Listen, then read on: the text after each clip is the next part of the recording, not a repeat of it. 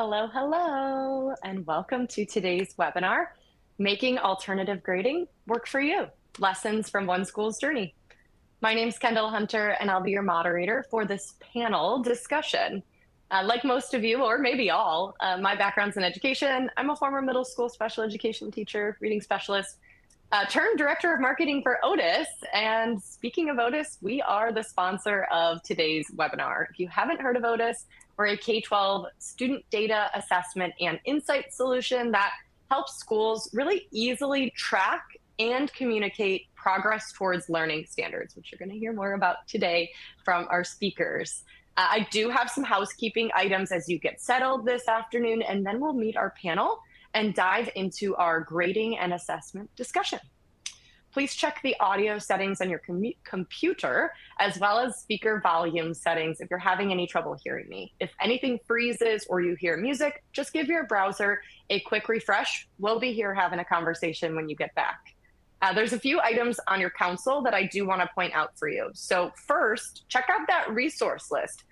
We've put together a handful of free guides and downloads for you, including one download that includes a detailed breakdown of how 3 different schools across the country are communicating mastery using standards reference grading. So highly recommend giving that a look.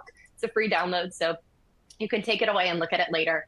If you have any questions, please type them in the Q&A box. That is in one of the tabs of your console. We will have dedicated Q&A time at the end, and we did receive all of your pre-submitted questions. So thank you so much for the engagement and getting those over to our panel ahead of time. We did weave a few of them throughout just to make sure that we were touching on everything that you all, the audience, wanted to hear today. The group chat is also available. We'd love to hear from you throughout if you're experiencing similar topics to what our speakers are talking about. Chat in, tell us as we're going. To test it out, go ahead and use the chat now. Tell us where you're from and what you hope to learn today. We're excited to be here with you today. Finally, an on-demand archive of today's recording will be available within the next 24 hours. So just to reiterate, yes, this is being recorded. If you need to step away, you have another class or another meeting, no worries, this will be recorded. And a free to download version of the slides will also be accessible logging in through the exact same way you did today at edweek.org. So no worries if you can't be with us for the whole time, but we definitely hope you are. So alternative grading. The main topic for today. I just kind of want to start us off before I introduce our speakers in the what and why of why we're here today and we've assembled this panel. So in practice, alternative grading means moving away from traditional points and percentages and embracing systems that more accurately reflect student learning. Common models include standards-based, competency-based, mastery-based approaches, regardless of what you're calling it, because there are a lot of different words for similar approaches. The focus is really about moving from how many points did a student earn, do I have a 91 or a 90, to what can students actually do and understand. So no matter what background we bring to this conversation today, the ultimate goal is really all about ensuring that grades reflect learning progress. And that can be used to guide instruction and student growth so that grades move towards becoming more of a communication tool. And that is exactly what our speakers are going to tell you more about today. So I'm just going to read through some introductions for them, and then we'll have a poll for you, and we'll jump into our conversation. But all 3 speakers today are from Ontario Christian School in Ontario, California. So they are in a very sunny location where I am not. I'm a little jealous there. But first up, we have Luana Odom, K-12 Director of Academics.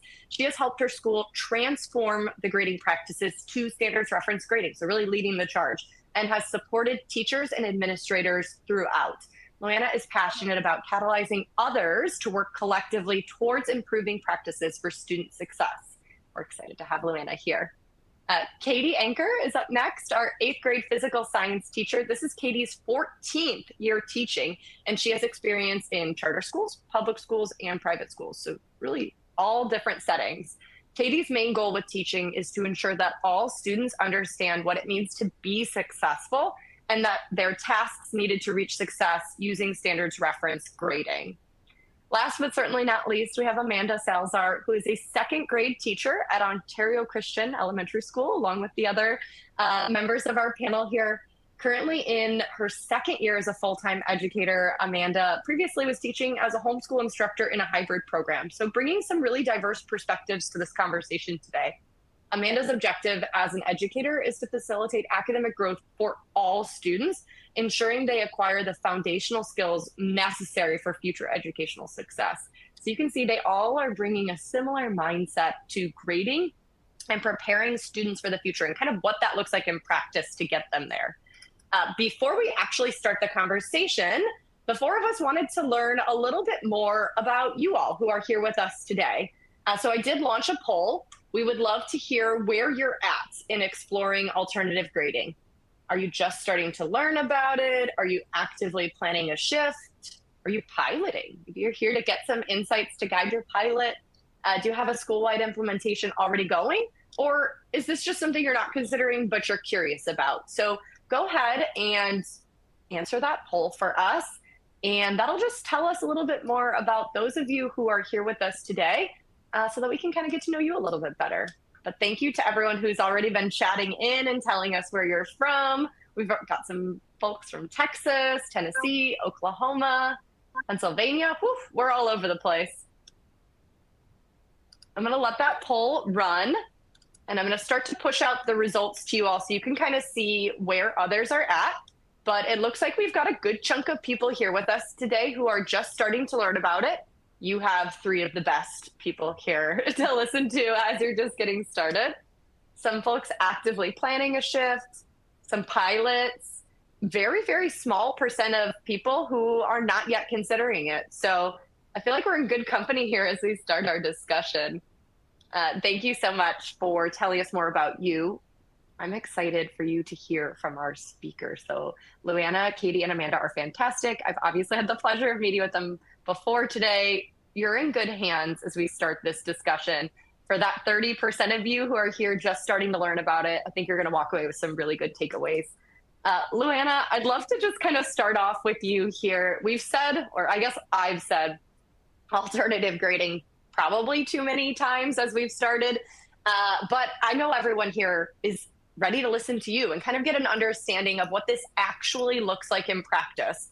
Would you mind starting us off in the conversation today by just sharing more about your grading model and really what that looks like, including like the scope or any core beliefs that really drive teachers at Ontario Christian School? Yeah, of course. It's great to be here. Thanks everybody for joining.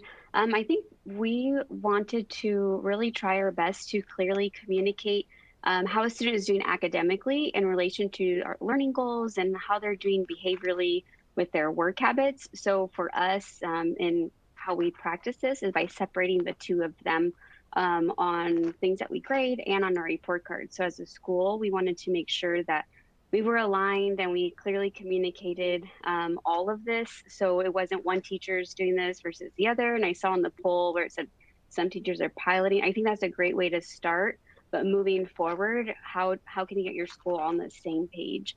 We also want to, we try to focus on giving feedback in a timely manner as part of this alternative grading so students can work toward that improvement and demonstrate their knowledge on the assessments.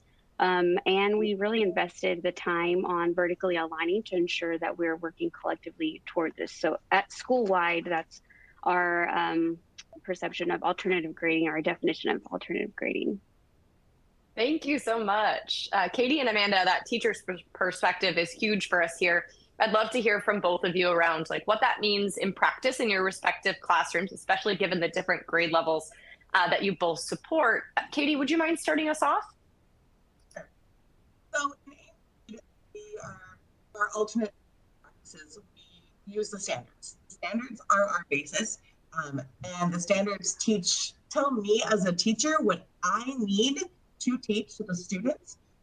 We employ the use of rubrics to help our standards reference grading.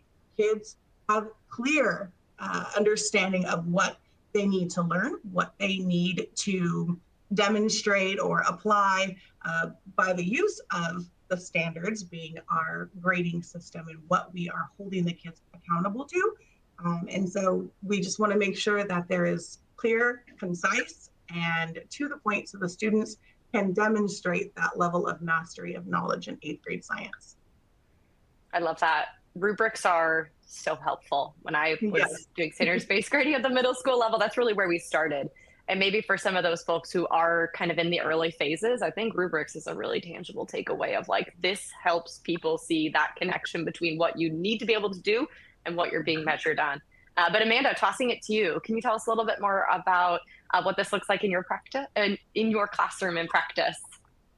Of course, yeah. So for me, the rubrics are definitely essential. It's creating those essential standards that they need to accomplish in second grade, and then creating rubrics that clearly define what that looks like. What does it look like when they master something? What it looks like when they're growing in something, and when they need a lot of help in that, and clearly showing that to the students and what they need to show me in order to be mastery. It also helps in second grade with explaining to parents what they need to know, what their kids need to know in order to be successful in whatever practice or standard that they need to learn. So it's just creating clear expectations and clearly defining what understanding and mastering that topic is. That's super helpful. I am going to toss in an audience question. So thank you so much for submitting this. We did get a question that Katie and Amanda, I think you two might be able to shed some light on or maybe share what you've seen. But somebody shared that with this particular grading model, there can sometimes be this thought that if a student receives multiple chances, they won't try the first time. I'm curious if you both have any experience with that. Have you seen that happen? And then if you have, how do you motivate students to just like always give their best and put their best foot forward? Katie, especially being in 8th grade, I know as a former middle school teacher, I'm just curious, does this resonate with you? Have you had any experience around anything like this? Yes, the students, at least in 8th grade, they get one score and they're like, I don't want to try again. And it's really, we try to hone in on, we want them to take ownership of their learning. I already know everything. I know the stuff, but they are the ones learning. And so we encourage them to truly go back in and reflect on this and we tell them, hey, it also builds work ethic as well. It teaches them that it's okay if you don't get it the first time. And we truly want them to own up with their learning. So it's just an honest conversation that we have with the kids to say, hey, I know you can do this, and I know you can use, what you have learned and your resources. And so we pretty much not require them, but hint pretty hard at it because we do want them to show mastery and we do want them to step up to the challenge. Yeah, that makes sense. I think it's really, I like what you said there. We have a conversation, right? When these things come up, it's really about that open and honest dialogue. Like, this is what we're seeing. This is what we expect. And how do we get there? And I think that even though that might seem obvious, kind of level setting that like these types of things are going to happen with any grading system. Having graded students with a points-based system, I know I've been there where I've had that same conversation, right? Around like, are we giving this our best effort? So it's really kind of just resetting that table. Amanda, do you have anything to add around at the second grade level and student motivation? What are you seeing with your students? Does the model matter?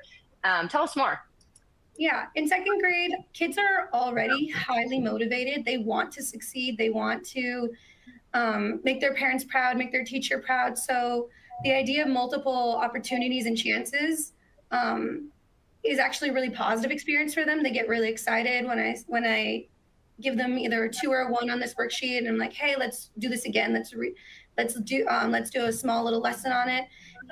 They're highly motivated to try again. They don't really see as, they don't see it as, oh, well, I got a bad grade the first time, who cares? A lot of the times because they're in second grade, they're 7, they are already highly motivated. They want to do well. And so this is even more encouraging to them that they can try again. So.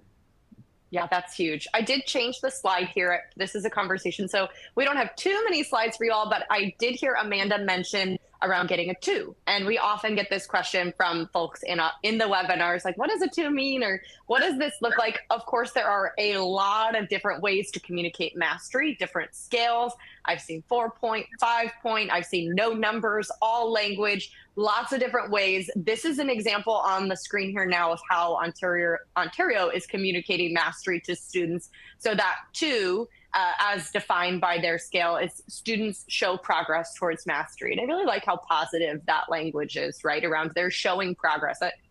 Similar to what I heard you all kind of echo, that growth mindset is really evident through that scale. So I think that's really important. I'll kind of keep that up as we talk here, but that's just a reference point of one way you can communicate mastery. Kind of shifting gears here, I want to talk a little bit about training, coaching, professional development, and how you all kind of came to be the experts that you are. Just knowing that many teacher programs are not necessarily diving into these competency-based, mastery-based approaches and are still kind of focused on that traditional grading. I'd imagine that there's been a lot of PD at your school, but let's just talk about it because a lot of folks were kind of wondering, where do we start? Katie, do you want to start us off here? What kind of professional development have you all received? Like, what's been helpful to you as an educator that you'd suggest to others? Happy to. I just want to explain something real quick before I answer your question. Here at OC for science in the middle school, we do run in GSS standards. However, we are broken up by grade level. So 6th grade will teach earth science, 7th grade teaches life, and then 8th grade teaches physical science. So when we got together for the PD and we're moving towards these levels of mastery, how could we have assessments across all 3 grade levels when we don't teach the same thing? So we have been given the opportunity every Wednesday to meet together as a team for a good solid 45, 50 minutes to create assessments that can be used in 6th and in 7th and in 8th. This not only provides clarity for the kids, and so if you're going, what assessment is she talking about? One of the scores that we give here in middle school is a lab score. And so we created a rubric that would be used to show mastery of a lab. The same rubric will be used in 6th, the same rubric will be used in 7th, and the same rubric will be used in 8th. The only difference is 6th graders probably won't do as much writing as I expect of my 8th graders, but we do use the same common mastery levels of mastery. And so when it comes to this, that time together as a team has been crucial in developing all of these supports. We want the kids to show mastery. What does it look like to write a claim?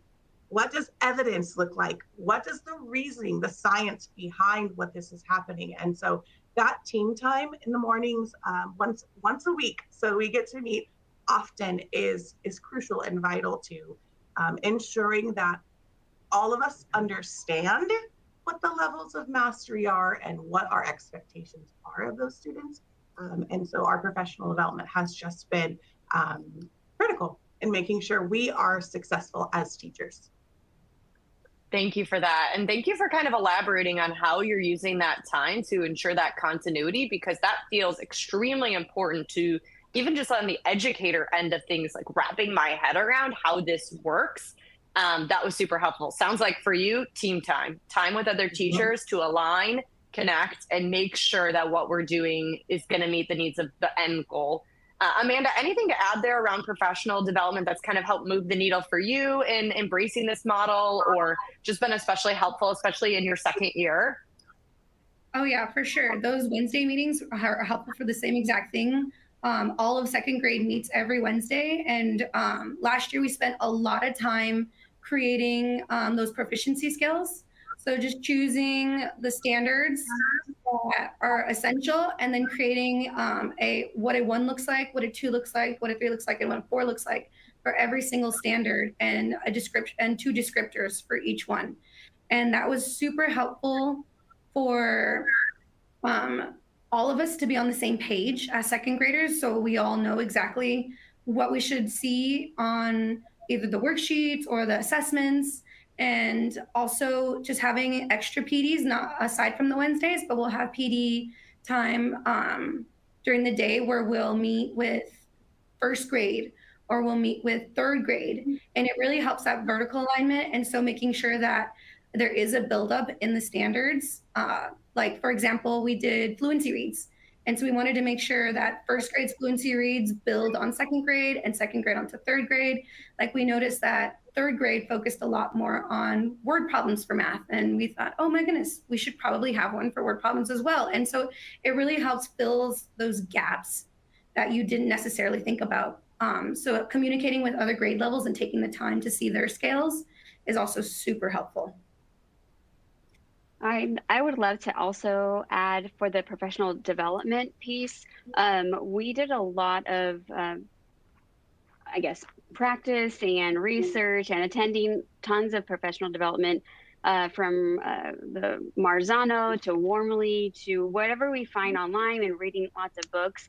So you could either learn independently as a teacher, learn together as a team, like a committee, or as an administrator. And we really wanted to make our own model fit our school and our students as best as possible. And even so, we, like, for example, we send a committee to a conference, come back, present, and share to the rest of the faculty. And we did that for a few years. And I think that's a great use of funds. So you can't take the entire school to a conference, but training everybody and to make sure everybody's aligned. I also think there are some good things that came out of the pandemic, and virtual conferences was one of them. So I really highly recommend the Stagger Center from First Educational Resources. I know you guys do a lot of work with Otis with them. So that check that out, because those are virtual and you can watch the recordings later. And they've been doing a lot of free things lately too. So PD, it's out there. Sometimes you have to seek it out, but it's there and available. Thank you for sharing that. I did put the Stagger Center in the chat. They have been so helpful to us at Otis. We lean on them for so much professional guidance around just what's today best practices based on each year, what we're learning and what we're seeing. And as you said, they do a lot of virtual and free professional development online. I know I've attended some of their free workshops. Some of them are just an hour long, and you can walk away with some really good nuggets to take back to your team. So I think kind of resetting the table there around just there are so many options out there, and we can kind of divide and conquer to make sure that we're staying up to date, but also we can't realistically send every staff member to every training, right? So kind of using that professional learning time that Katie and Amanda have found so helpful to the daily work, connected back to what we're getting in that PD is huge. Luana, we did get a question from Jason, who's with us here today. Thank you, Jason. He's just wondering, does your school like structure this time, or teachers just finding time to meet? How do you make sure that teams have like dedicated time? What does that look like for you all? Because I mean, truly time is everyone's greatest barrier, right? Yes, and time is so precious. And so we were intentional, and every year when we create we call them specials, or like the electives that the elementary go to, we wanted to make sure that all the specials were aligned so there's at least one team time so the teams could connect once a week at least. And then we also were very intentional in scheduling. This is I think it's our second year with Late Start Wednesdays to make sure, and we try to be super respectful of that time of, let's make sure this is our work time to talk about data, how we can support our students, how we can collaborate with one another. And it's really valuable. And it's not a faculty meeting during that Late Start Wednesday. We do some quick announcements. We're a Christian school, so we'll do like prayer and devotion before, and then release everybody to their team, either content area for middle school or grade level for elementary. And it is like a little sacred time there. And anything that is more of a faculty meeting, that could be an email, we just send it as an email. So we try to provide that as, I guess, like a gift to everybody, so they don't have to stay after school, things like that. I think that's really important. I love that you said we hold that time, like we make sure we use that time. I think we can all relate to new things coming up and, shifting priorities, but kind of committing, like when we meet, this is what we do. I just think that's so important to keep that almost like as a norm. When we meet, this is what we do during that time. We don't replace it. with, you're going to go cover this class as subs, like we're taking 1/3 of the group away. That's just so important. So I appreciate that. One more question about those meetings that came in from Kate that I think is really important. And I've learned a lot from you three around just how empowered teachers are in your community, but I think this audience has yet to hear about that.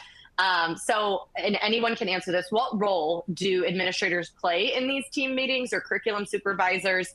And how do teachers kind of navigate those meetings? Is there an agenda? Like how do administrators empower teachers to kind of take ownership of those conversations? Does anyone want to volunteer to tackle that to start?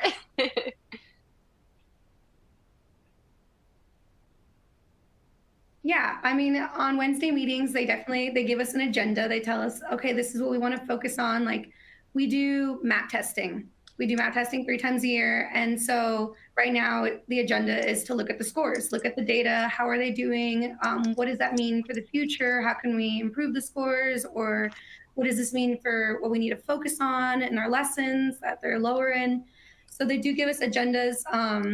It is nice though, because it is just the team in the room. So you feel like you have that, like I said, that sacred time where it's just the teachers to discuss. And so every once in a while, administration will come and pop in and ask us how we're doing, how can we help? And they're just kind of guiding it, but they're not overbearing, which is really nice because you feel like you can have that freedom to speak with your team and discuss, but they're also there to help support and guide, where they see the school is going as well. Yeah, I think that's huge. Katie, you want to jump in? Yeah, the mornings are, when we meet, it's a time where the teachers need the ability to be vulnerable. To say, hey, this worked, this didn't work, how would you do that? And so we do have the agendas in middle school, and we are working together to find a common formative assessment. We are working, how do you know your kids met it? What could you do better to help your kids succeed? And so I think another important thing to know is even when admin walks in and they want to know, hey, how's the progression? It's being vulnerable and being honest. We're not perfect at everything. And so keep that in mind. Like, it's not scary when they walk in. It's, hey, we're just checking in on you. How are things going? They allow us to ask them questions. Like they are very consistent about, at the very end of every agenda, it's how can we support you? So I do know that our admin has our back and will provide whatever support we need. We simply have to ask.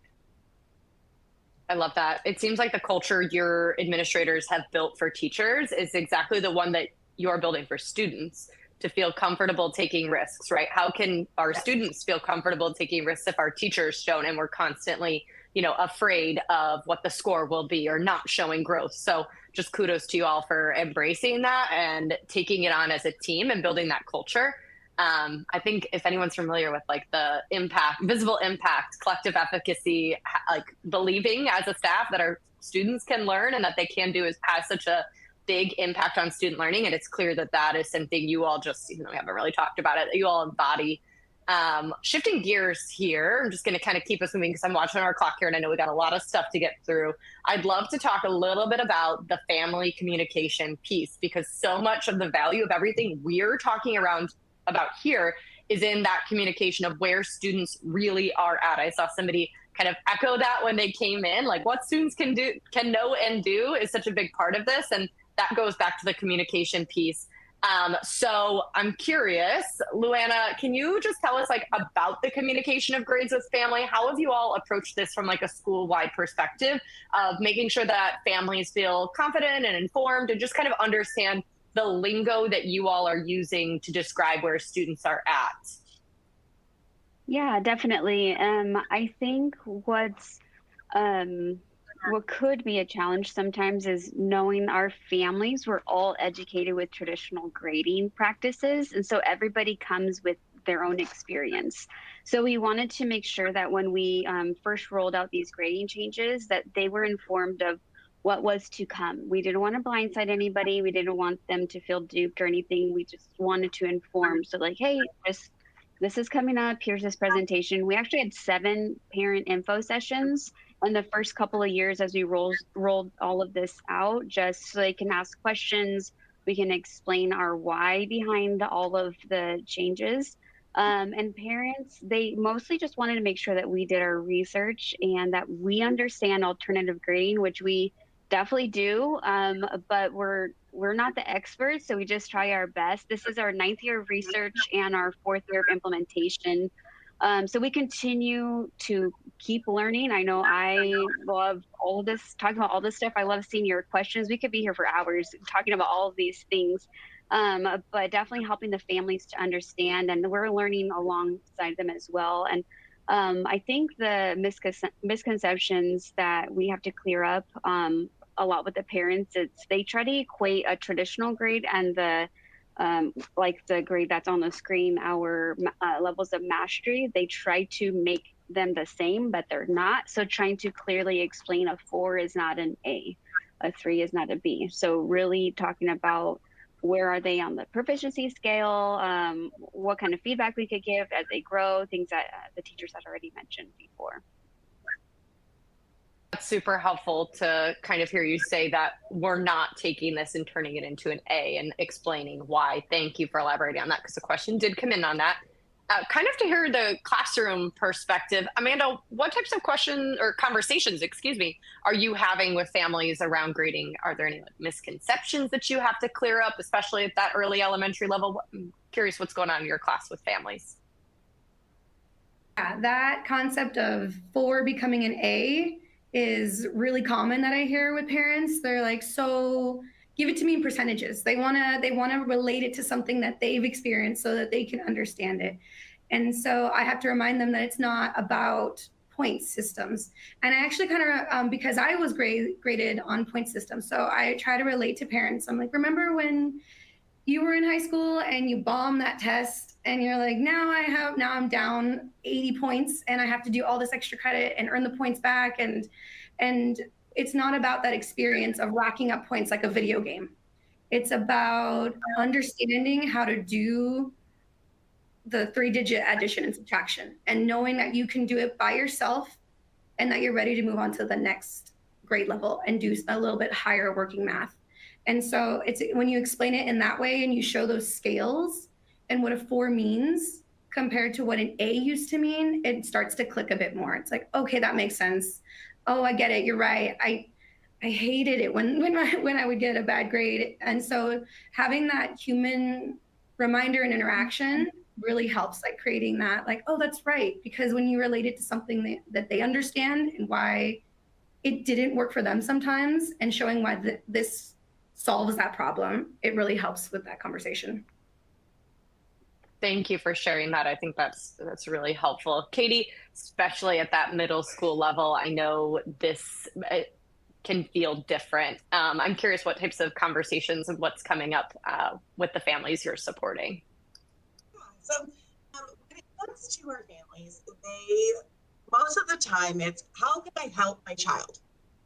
And the use of the standards being our grading point system, like we point the parents right here. This is what they have to do. This is the standard we're covering. The fact that we are using standards reference grading, it makes it clearer for our parents. They know what we're teaching. They know what our expectations are. The proficiency scales are not hidden, and so everybody has access to them. It provides a way to show the parents we're striving towards this standard. It's going to take time. It's going to take multiple practices to get to mastery of that standard. And so our parents at the beginning of this, they were a little grumpy, but I can clearly tell you now by the end of this SRG, they understand. And the way we use this, it provides more clarity. My parents, it's not just a science grade A, well, science grade B+. Well, what does that mean? We're able to separate their content knowledge and application. Do they know it? Can they apply it and demonstrate it? Can they do lab work, which is also another way to show the same standard, but in applying and acknowledging and showing their learning. And then the behavior. the work ethic and the behaviors are a totally separate grade. And so I think our parents actually see more of a clearer picture through this. Mm-hmm. And so the parents are actually very supportive and appreciative of that. Thank you so much. We are going to transition to talking about how you actually assess, because that is such a big part of the practical component of this, right? We could talk about grading up and down, but without really understanding what those assessment practices look like, I think it becomes less tangible. But before we do that, Luana, I just have one last question that I want to talk to you, direct to you. It's really a question around at the high school level. And if you've just heard any comments from families around, like, our students won't get into college, is there pushback from college counselors on this? Do you have any fears around your students, and like if colleges will look down on this mastery scale that you've adopted as a school? So thank you, Jason, for asking this. Luana, how have you all engaged in dialogue around just like the future readiness aspect and what students will need to do in the future as far as it goes with college admissions? So you're like, just go off there. You need to move. Sorry, I know. Yeah, I saw Jason's question, so I'm glad you are bringing this up. We actually, our practice of alternative grading goes from preschool through 12th grade. And through all these years, we have made sure that the teachers have had a voice to make the grading fit that specific campus. So we do grade a little bit differently in our high school as well. We kind of still have to play the game. We still have traditional letter grades and one descriptor for each subject in high school, but we still have, we call it SRG practices. So we have our report cards separate academics from behavior, and each teacher has to grade on those different descriptors for each and makes a comment for each subject for each student. And so for a college to be able to see that, I think tells more of who the student is as a whole versus a GPA as the identifier. We have done research for different platforms, I guess, like Mastery Transcript Consortium, if you want to look into that. Overall, the research that I have found is not every school uses the exact same transcript and grades. And what I've learned is as long as there's a key or some sort of description of why you grade that way, it helps colleges to be able to see the hundreds of transcripts that they receive. So while we don't grade on a 4-to-1 grading scale at the high school, we still, like I said, separate the two, give feedback for students, allow retake opportunities. There is a whole other discussion that we can have on what an F is from 0 to 59%, missing grades at 0. Like there's a whole bunch of stuff that we've taken, like I said, great alternative grading practices, and we've adjusted those to fit our school's needs. I hope I answered that question okay. For the high school. You totally piece. did. No, that was fantastic. I do just have one quick follow-up, and then Amanda, I want to talk more. And Amanda and Katie, I'm going to come to you both to learn about your assessments. Can you just give like 1 or 2 examples of some of those learning behaviors that you have separated, just for folks who maybe aren't like fully embracing that model yet? What are some of those learning behaviors that you don't count? That we separate from our academics? Yes. Yes, we have creative learner as one of them, and critical thinker, a collaborative worker, things that have nothing to do with do I know how to multiply and divide necessarily. This is, can I work collaboratively with a classmate? Could I communicate my knowledge effectively? It's a lot. It's just different descriptors. So if it has nothing to do with academics, we're going to put on the work habit. So turning in work on time is different than showing what you actually know on something. So we separate those two. Thank you. That was super helpful. So speaking of that, assessing those academics and those learning behaviors in the classroom, Amanda, I'm going to toss it to you. What are some of the ways that you assess students, and then how do you design assessments so that you can actually provide that accurate feedback to them on what they know and can do? Yeah. For lower elementary, assessments can be really overwhelming because you teach everything. So I always say it's like a long distance sprint, like you just feel like you're running all the time. But for assessments, at first it felt like you just feel like you have to grade everything. Everything needs to be a worksheet. Everything needs to be have in the grade book. And so what we do instead is that assessments, we start first with teaching it and then seeing how they're doing. And that's more just an assessment for me to know what they know, but it doesn't go in the grade book. And so what we'll do is I'll assess how they learn the first time around. And then I will assess it again in like a few days after we've done it a few more times. And then that will be my final assessment. And then if they feel like they still need another one, we'll do it again.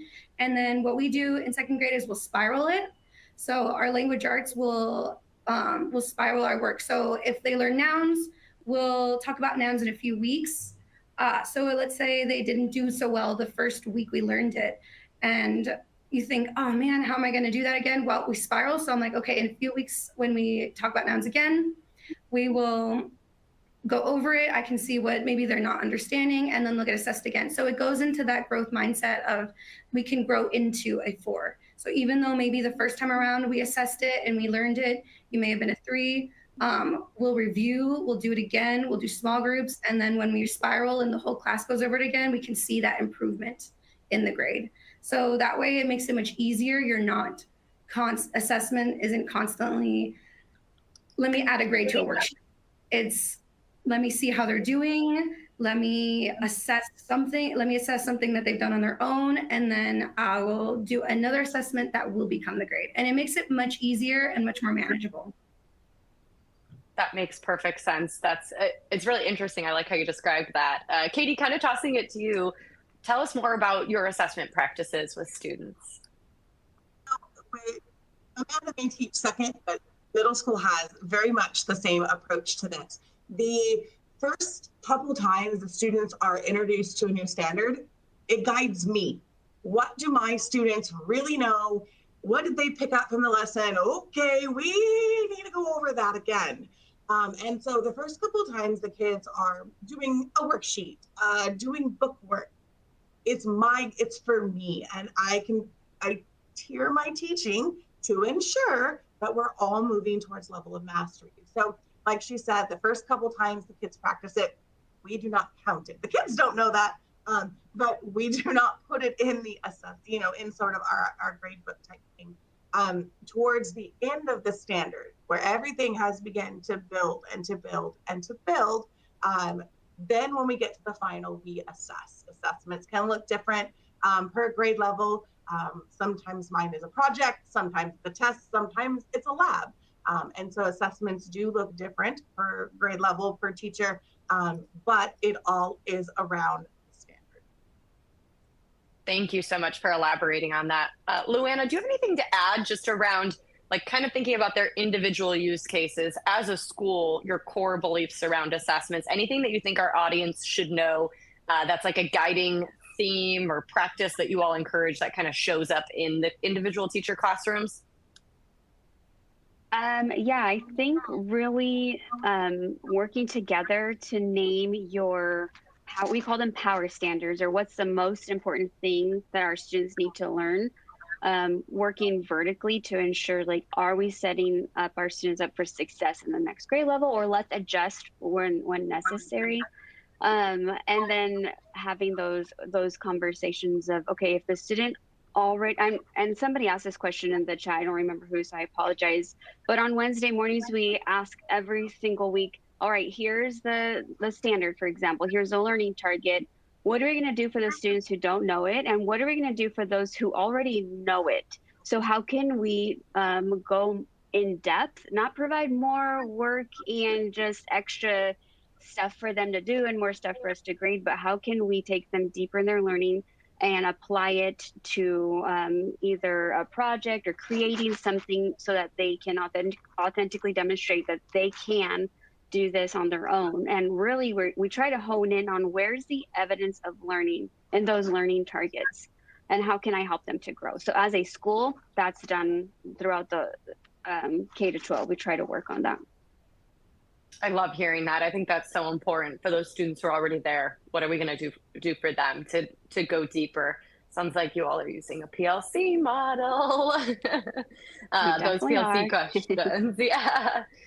We got a question from Ruth earlier in the webinar around how the heck you're tracking all these proficiencies. So let's talk tools that you're finding effective. This webinar is obviously sponsored by Otis. I mentioned that before, so I'm sure Otis will come up here, but feel free to call it any other strategies or tools that are helpful to you, because I think a big block for many is, okay, well, Luana just said pick those power standards, but if you don't have your power standards, it's like, how and where are we going to do all this? Am I creating a massive Google sheet? No. Katie, do you want to start us off? Tell us more about strategies or tools that you're using that have been helpful for both tracking, measuring, and communicating that student growth that's so important to everything you all do. You got it. I will say this, I think Amanda has a harder job at this, so she's going to be the one that you really want to pick her brain out, being the fact that I only teach science at the middle school level. We did create a Google Doc that contains all of our standards. In fact, I brought one with me because I was like, I bet you somebody's going to want to know what it looks like. But it literally is just the standard. It's meant for 3, 2, 1. It breaks it down into the 2 things that the kids need to do and the kids need to know and understand. And then from there, we insert the scores that we use for the assessments onto Otis.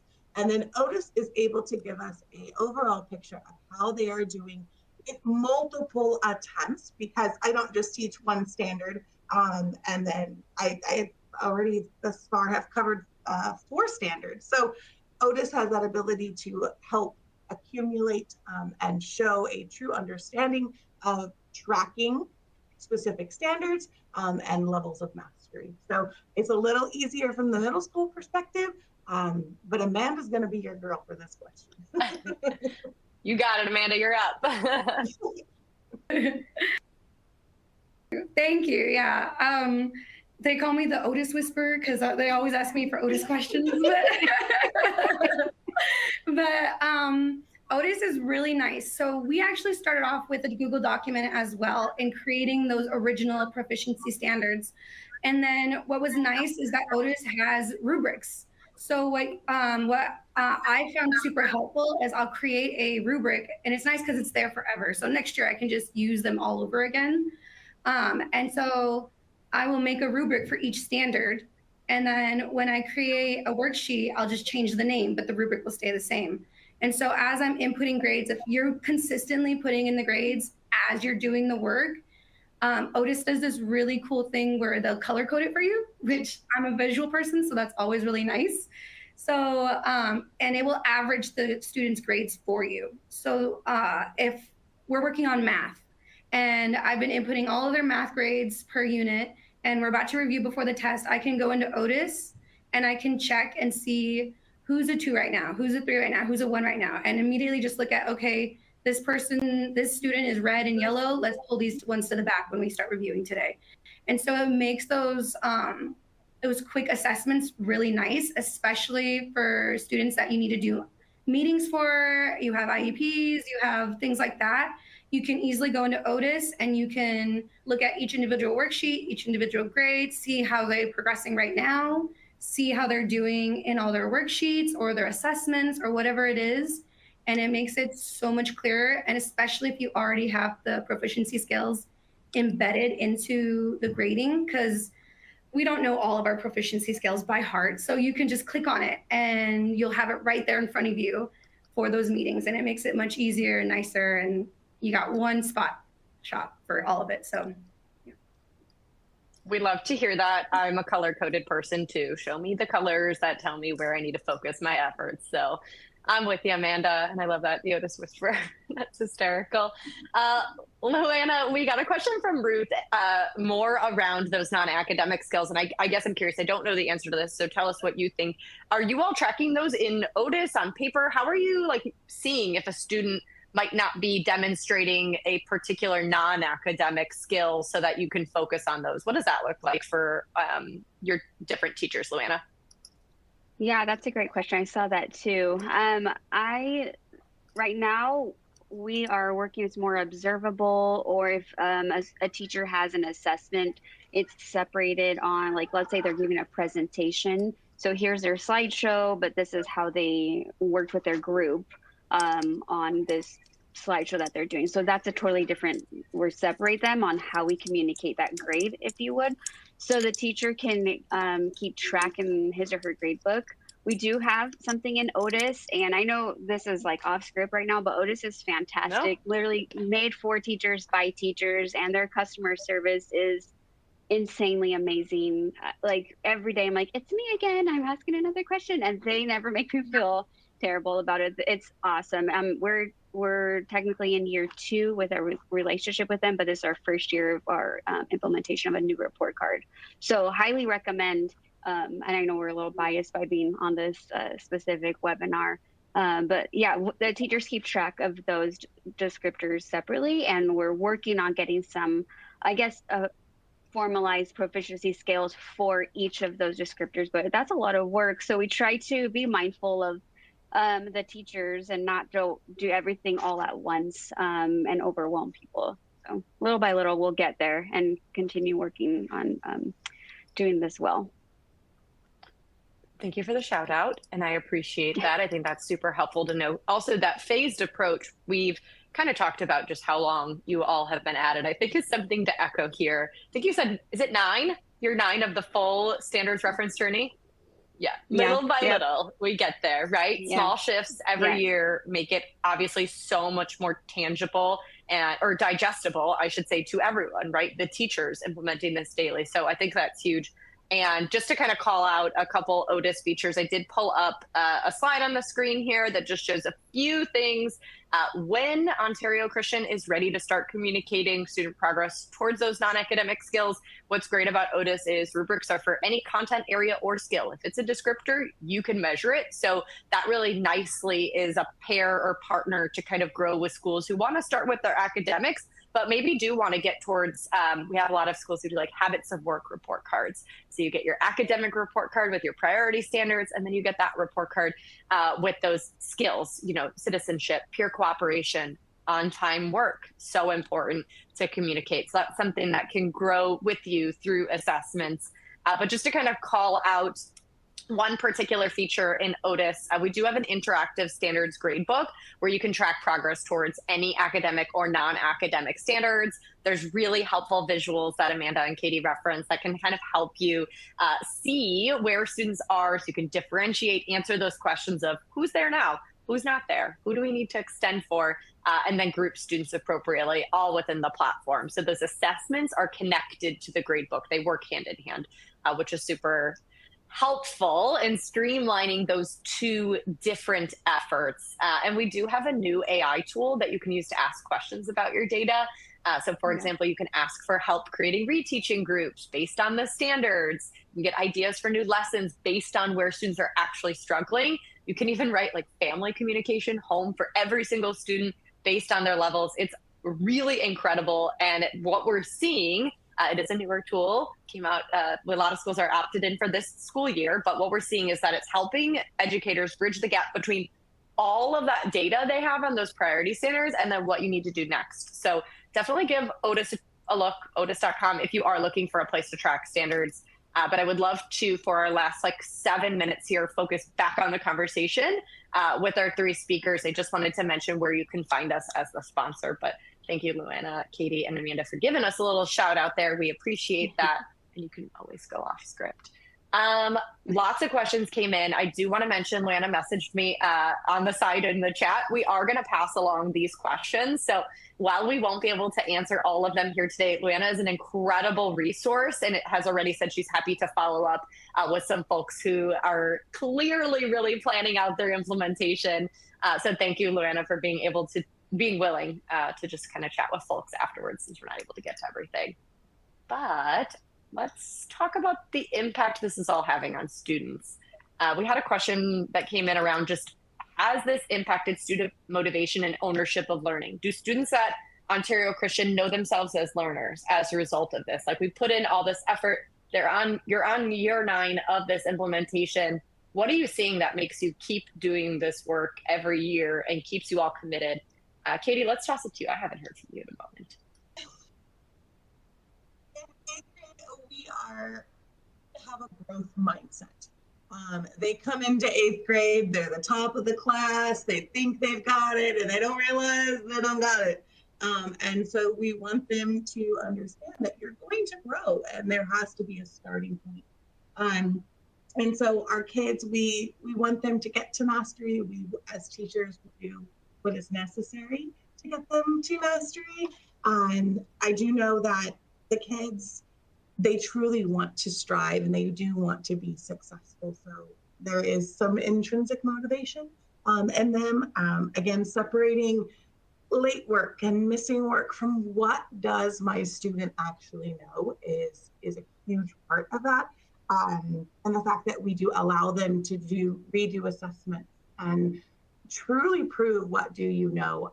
So when it comes to, like you said, implementing, they kind of monitor themselves and then a little pushing from the teachers if necessary. Always need that little push, right? Amanda, obviously working with such a different grade level, what are you seeing just around what students know about themselves and how they own learning? Anything like that early on that's visible? Yeah, I think it's the same thing in that there's a growth mindset that shifts. When there's so little, they're looking for that star, that sticker, that smiley face. They want to be good at it, and they feel like, oh, I'm not smart if they don't get it right away. And so it's changing that.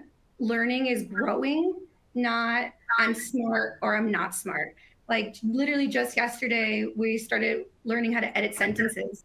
And it was really hard for them. It was their first time doing it, and told them, I was like, it's okay.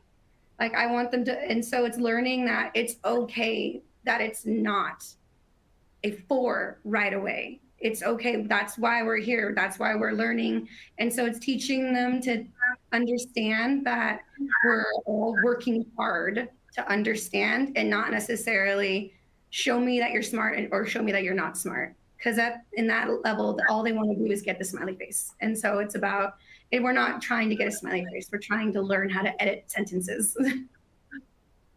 I like that you keep it really focused on what the learning is, the skill, the standard, kind of going back to that. Luana, obviously a totally different perspective, being more than 9 years deep into this work and so many learnings I'm sure you've had along the way. What would you say just kind of keeps you going and keeps you motivating the staff each year and keeping this front and center? Like, have you noticed big picture year over year student motivation shifts? Luana, I'd love to just hear like that big picture from you. Yeah, definitely. I think the biggest thing is to work toward making learning the reward, and those improved work habits, because they're going to carry that over into from elementary to middle to high school to the workforce or college or wherever they go. And so for us, we call them habits of success and Christian character, because that stuff still really matters to us. And so seeing the growth mindset, like the ladies mentioned, and then for us, seeing that the students have more ownership in their learning. When I was in the classroom, still piloting this, and on the committees and leading this, I would tell the students, like, if you, it was 5th grade. If you already came into 5th grade knowing everything about 5th grade, you wouldn't be in 5th grade. So give yourself time to learn everything. And this space here is an opportunity to keep trying and keep growing. And it's a safe space. And I'm going to help you to get there, but you have to take ownership in that along the way. And so seeing that in all our classes and looking differently in the respective areas has just been really, really cool. I thought I would really miss the classroom, which I do, but I just feel like my classroom got a lot bigger. And from the administrator perspective, it's just a really neat thing to see the hard work that our teachers have put in and the students growing as well in their understanding of this. Thank you so much for sharing that. We are at time, but I'm going to ask one final question just to kind of wrap up our conversation here. And thank you so much to the audience for your fantastic engagement throughout. You all kept me on my toes with those questions today. Whew, lots of stuff coming in. Thank you so much. I'd love to just kind of roundtable, each person share if another school were starting this journey tomorrow, which it seems like a lot of our audience is kind of in those shoes. What's the first step you'd suggest they take? Just short and simple. What do you wish you knew that you didn't know type of thing? Amanda, what do you think? What's the first step you'd suggest? Oh, definitely creating those proficiency skills. You end up referring back to those way more than you think you do. So deciding what a 1 looks like, a 2 looks like, a 3 looks like, and a 4 looks like for each of your standards is super important. And deciding that as a team, as a whole second grade team or whatever grade you're doing is super, super important, because that'll be something you're going to use, you're going to look back at for every step of the way. So that's a good first step as a good teacher. Great takeaway. Katie, what about you? Same thing. Once you know your proficiency scales, you know your power standards, you have identified what a 4, a 3, a 2, or 1 is, it provides clarity. I know what I need to do. I know what the kids need to do.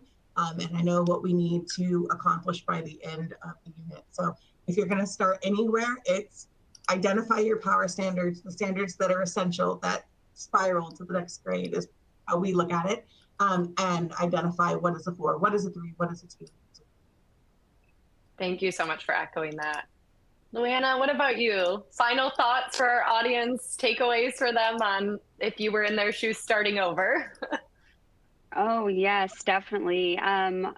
Take your time. It's okay to take your time to do your research, to understand the why behind it, to be able to clearly articulate why we're making some of these shifts or changes. And really for us, it was like our convictions of, wow, we really want our grades to represent what they mean. We don't want to convolute it or falsify in any way. So we really, really want to be authentic in what we represent a grade or a habit of success is. It's a lot to change it all, but be patient. There are some things that you could do along the way without having to make these monumental changes, like a brand new report card or whatnot. So you could work on just giving better feedback so students can continue to improve their learning, maybe giving some multiple chances to learn again and try again, or a different type of test. And making sure our grades just represent what they really mean. And all of that stuff you can do without fully changing the report card, and make it your own, and that feedback and giving those multiple attempts. But be patient, do your research, and understand the why, I think would be the biggest thing. So just jump right in. I put my email address in the chat if you want to reach out. For some people are asking for book recommendations or other resources, and I'd be happy to share those as well. Thank you. Amanda, Katie, Luana, you three are just truly fantastic rock star team over there at your school. Your students are genuinely so lucky to have you. The work you do every day is so important. So just thank you from everyone here for sharing your knowledge with all of us today. It doesn't get any better than having this conversation to help others learn. So we appreciate your time. I know you all are in school today and you have students, so we will let you go. But thank you to the audience for sticking with us, for being here, for shooting all your questions at us, and we'll follow up afterwards as well. I hope everyone has a fantastic day, and you can learn more about Otis at otis.com. Thank you so much. Thank you. Bye.